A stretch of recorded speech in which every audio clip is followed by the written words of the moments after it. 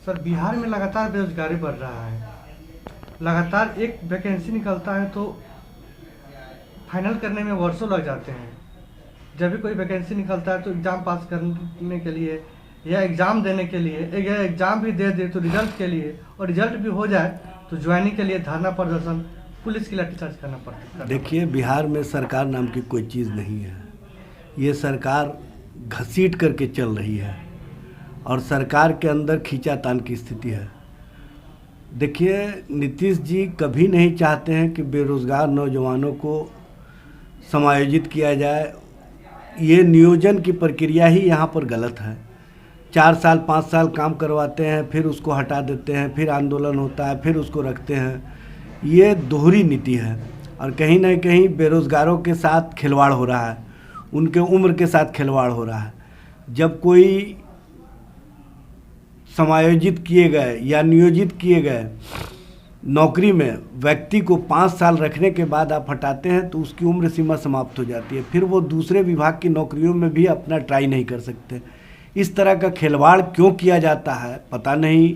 नीतीश जी को छात्रों के साथ, नौजवानों के साथ खिलवाड़ करने में क्या मज़ा आता है, ये वही बता सकते हैं। लेकिन मेरा मानना है कि बिहार में सरकार जो वादा करती है, जो दावा करती है, उसके विपरीत काम करती है। और नौजवानों के साथ तो जिस तरह का यहाँ पर मजाक हो रहा है, इसके बारे में वर्णन करने से भी सिहरन हो जाती है।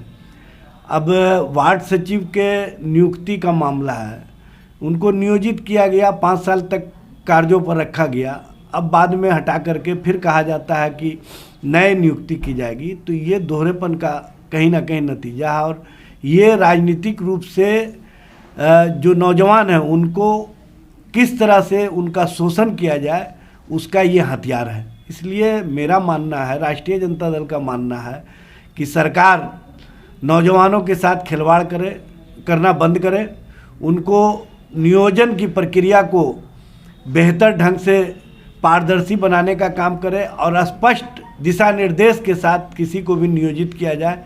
अन्यथा उनके उम्र के साथ खिलवाड़, उनके परिवार के साथ खिलवाड़, उनके साथ खिलवाड़, इसको राष्ट्रीय जनता दल ना पहले बर्दाश्त किया है, ना अब बर्दाश्त करेगा। और इसके खिलाफ नेता प्रतिपक्ष तेजस्वी यादव हमेशा संकल्पित रहे कि नौजवानों को उसका अधिकार मिले, नौजवानों को उसका सम्मान मिले, नौजवानों को नियुक्ति की प्रक्रिया पारदर्शी हो। और इस मामले में राष्ट्रीय जनता दल अपने नेता श्री लालू प्रसाद और श्री तेजस्वी प्रसाद यादव के नेतृत्व में इस आंदोलन कार्यों के साथ हमेशा खड़ा रहा है और आगे भी खड़ा रहेगा। सर, वार्ड सचिव अभी लगातार हजारों की संख्या में अभी बिहार पहुंच रहे हैं, पटना पहुंच रहे हैं। सर, देखिए, वार्ड सदस्य का ही मामला नहीं है, हर विभाग में इसी तरह से हो रहा है। चाहे शिक्षकों की नियुक्ति की प्रक्रिया हो, चाहे अन्य विभाग का मामला हो, चाहे बीएसएससी का मामला हो।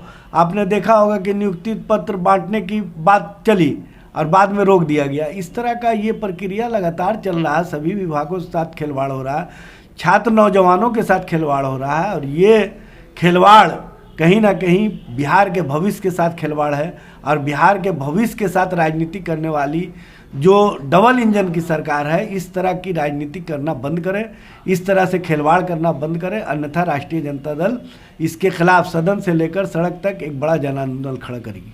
सर, लोकतंत्र में धरना प्रदर्शन करना शांतिपूर्वक राइट है, लेकिन फिर भी नहीं दिया जा रहा है शांतिपूर्वक। देखिए, बिहार में लोकतांत्रिक प्रक्रिया कहीं नहीं है। आपने देखा होगा 23 मार्च 2021 को किस तरह से बिहार विधानसभा में ऐतिहासिक रूप से लोकतंत्र को कलंकित करने का काम किया गया। लोकतंत्र का कहीं ना कहीं भद्दा मजाक उड़ाया गया और जिस तरह का वहाँ पर बिहार की पुलिस ने अंदर जाकर के, विधानसभा के अंदर जाकर के माननीय विधानसभा सदस्यों के साथ बर्ताव किया, ये स्पष्ट संकेत है कि इस राज्य में लोकतांत्रिक प्रक्रिया को कुचलने वाली जो शक्तियां हैं वो सत्तासीन है। और ऐसी शक्तियों के कारण ही पूरे बिहार में लोकतंत्र को कलंकित करने का काम किया जा रहा है। इनकी पुलिस आंदोलनकारियों पर, धरनार्थियों पर, जो छात्र नौजवान अपने नौकरी के सवाल पर खड़े होते हैं, उन पर तो लाठी और डंडे चलाने में गौरवान्वित महसूस करती है, लेकिन अपराधियों के सामने बौनी साबित हो जाती है। इसी संबंध में माननीय सर्वोच्च न्यायालय ने स्पष्ट रूप से कहा था कि जो सरकार की पुलिस जो आंदोलनकारियों के साथ दमनात्मक रवैया अपनाए, जो छात्र नौजवानों के साथ दमनात्मक रवैया अपनाए, उसे पुलिस राज कहा जाएगा और ये बिहार में पुलिस राज का स्पष्ट संकेत है।